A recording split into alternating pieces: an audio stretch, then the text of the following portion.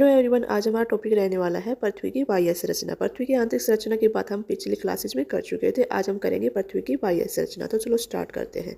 बात करते हैं कि पृथ्वी की जो बाह्य परत है उसको 4 भागों में बांटा गया है, जबकि जो पृथ्वी की आंतरिक परत है उसको कितने भागों में बांटा गया था? 3 भागों में बांटा गया था। ठीक है, पृथ्वी की बाह्य परत को कितने भागों में बांटा गया है? 4 भागों में बांटा गया है। कौन कौन से हैं 4 परत? पहली आती है सतल मंडल जिसको बोलते हैं लिथोस्फीयर, दूसरी आती है जलमंडल जिसको बोलते हैं हाइड्रोस्फीयर, तीसरी आती है वायुमंडल जिसको बोलते हैं एटमॉस्फेयर, चौथी आती है जैवमंडल जिसको बोलते हैं बायोस्फीयर। ये 4 परतें हैं। ठीक है, अब इन परतों के बारे में एक एक करके पढ़ते हैं। पहले आती है हमारे पास सतल मंडल जिसको बोलते हैं लिथोस्फीयर। बात करते हैं अगर लिथोस्फीयर की, तो जो क्रस्ट और ऊपरी मेंटल का जो पार्ट है उसी को हम क्या बोलते हैं? सतल मंडल बोलते हैं। पृथ्वी की 3 आंतरिक परत होती है। पहली हमारे पास कौन सी होती है? क्रस्ट होती है, दूसरी होती है मेंटल, तीसरी कौन सी होती है? कोर होती है। क्रस्ट और मेंटल का जो पार्ट होता है उसको हम क्या बोलते हैं? लिथोस्फीयर बोलते हैं। ठीक है, या दूसरी डेफिनेशन हो सकती है, जहां महाद्वीप या महासागर है उसको भी सतल मंडल बोलते हैं।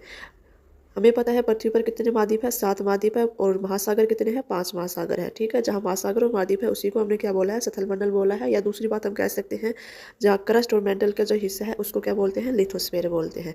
ठीक, नेक्स्ट पॉइंट आता है कि जो सतल मंडल है वो महाद्वीपीय क्षेत्रों में तो अधिक मोटी होती है, जबकि महासागरीय क्षेत्रों में क्या होती है? पतली होती है।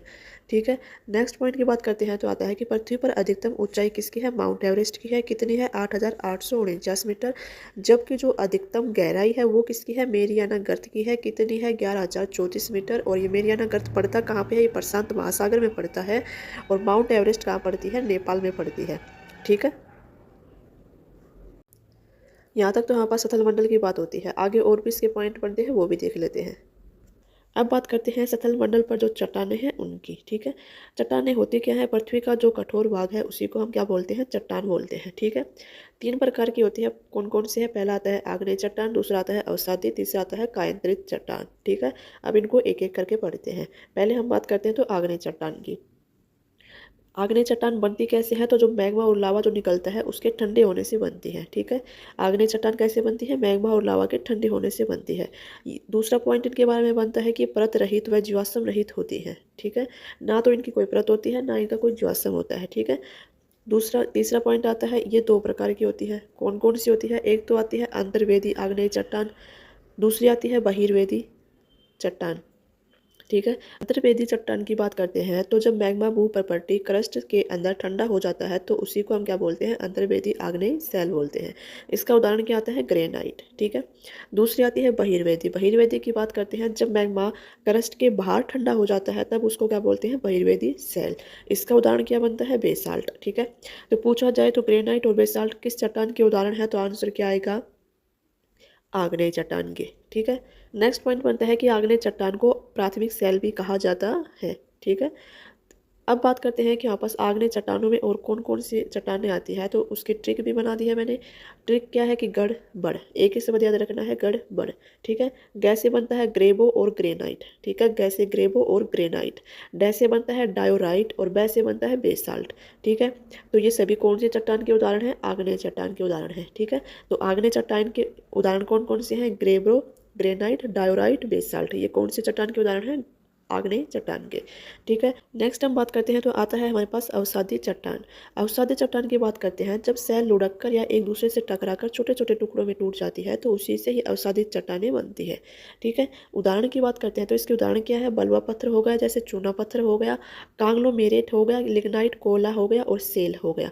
ठीक है, ये इसके उदाहरण है। दूसरा पॉइंट बनता है कि इसमें जीवाश्म भी पाए जाते हैं और ये परतदार भी होती है। ठीक है, हमने आग्नेय चट्टान की बात की, उसमें जीवाश्म नहीं पाए जाते हैं और वो ना ही परतदार होती है। ठीक है, जबकि अवसादी चट्टानों में जीवाश्म भी पाए जाते हैं और ये परतदार भी होती है।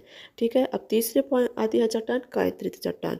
इनकी बात करते हैं तो ये ताप व दाब के कारण जब आग्नेय व अवसादी चट्टानें पिघल जाती है तो उनसे हमारे पास कौन सी चट्टानें बनती है? कायांतरित चट्टानें बनती है। ठीक है, आग्नेय चट्टानों व अवसादित चट्टानों से हमारे पास कौन सी चट्टानें बनती हैं? कायांतरित चट्टानें बनती है। अब उदाहरण देख लेते हैं कि कौन सी से कौन सी चट्टान, आग्नेय चट्टान से कौन कौन सी कायांतरित सेल बनती है उनकी बात करते हैं। तो ग्रेनाइट से हमारे पास बनती है निस, गैब्रो से बनती है सर्पेंटाइन, बेसाल्ट से बनती है सिस्ट, बिटुमिनस कोयला से बनती है ग्रेफाइट। ठीक है, ये तो थी आग्नेय चट्टान। अब बात करते हैं कि कौन सी अवसादित चट्टानों से कायांतरित बनती है उनकी। तो बलुआ पत्थर से हमारे पास कौन सी बनती है? क्वार्टजाइट बनती है, सेल से सलेट बनता है और चूना पत्थर से बनता है संगमरमर, लिग्नाइट कोयला से बनता है बिटुमिनस कोयला। ठीक है, तो पूछ लिया जाए कि हमारे पास सलेट कौन सी चट्टान का उदाहरण है या संगमरमर कौन सी चट्टान का उदाहरण है, तो आंसर क्या आ जाएगा, केंद्रित चट्टानें। ठीक है, यहाँ तक तो हमारे पास जो चट्टानें थी उनकी बात होती है। मिलते हैं अब नेक्स्ट वीडियो में, वो भी न्यू टॉपिक के साथ। तब तक के लिए बाय बाय।